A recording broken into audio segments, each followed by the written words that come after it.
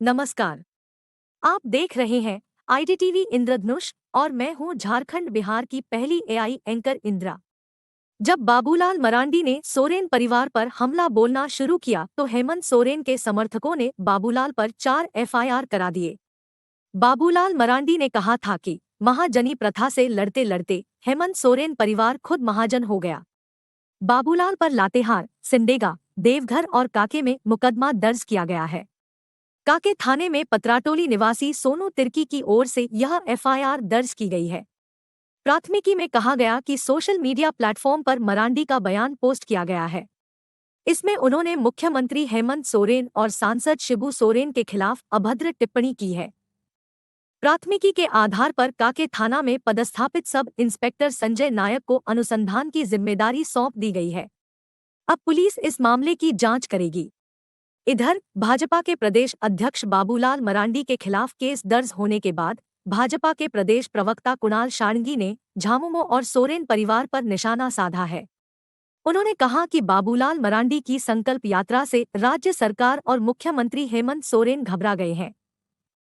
राज्य सरकार के इशारे पर बाबूलाल मरांडी के खिलाफ फर्जी मुकदमे दर्ज हो रहे हैं। इस तरह के मुकदमे से बाबूलाल मरांडी डरने वाले नहीं हैं।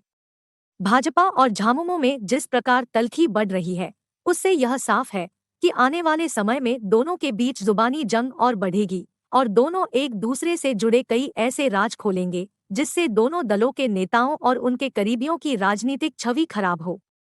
ऐसा इसलिए हो रहा है क्योंकि दोनों चुनाव से पहले एक दूसरे की लानत मलामत कर छवि बिगाड़ने में जुटे हुए हैं। डुमरी उपचुनाव के बाद वर्ष 2024 में लोकसभा और विधानसभा चुनाव भी होने हैं।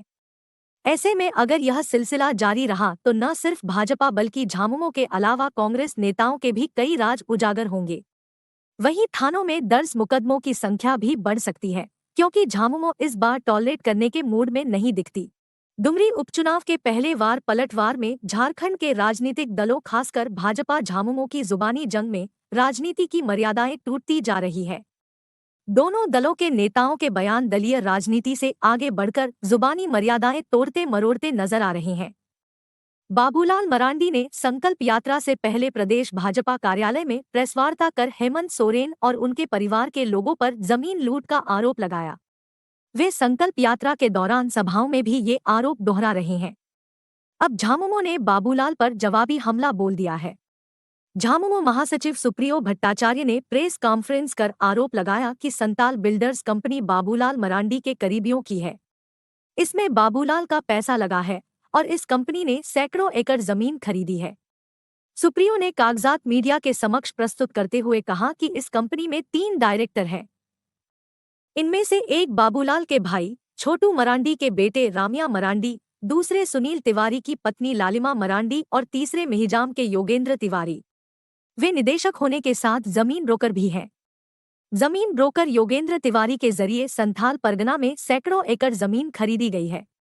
ईडी इस मामले की जांच करे, ऐसा नहीं होने पर राज्य में ईडी का भी विरोध किया जाएगा। सुप्रियो के इस आरोप पर बाबूलाल मरांडी ने कहा कि झामुमो गलत बयानी कर रहा है। रामिया मरांडी और लालिमा तिवारी ने 10 साल पहले ही न सिर्फ रिजाइन कर दिया है बल्कि अपने शेयर भी वापस ले लिए हैं। उन्होंने कहा कि सरकार चाहे तो पूरे मामले की जांच करा सकती है।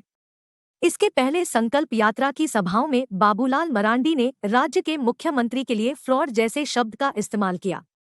उन्होंने कहा कि आदिवासी के नाम पर सोरेन परिवार ने नाम बदल बदल कर आदिवासियों की जमीन लूटी है। शिबू सोरेन को शिव सोरेन बना दिया, हेमंत सोरेन हेमंत कुमार सोरेन बन गए, दुर्गा सोरेन को दुर्गा प्रसाद सोरेन बना दिया और बसंत सोरेन बसंत कुमार सोरेन बन गए।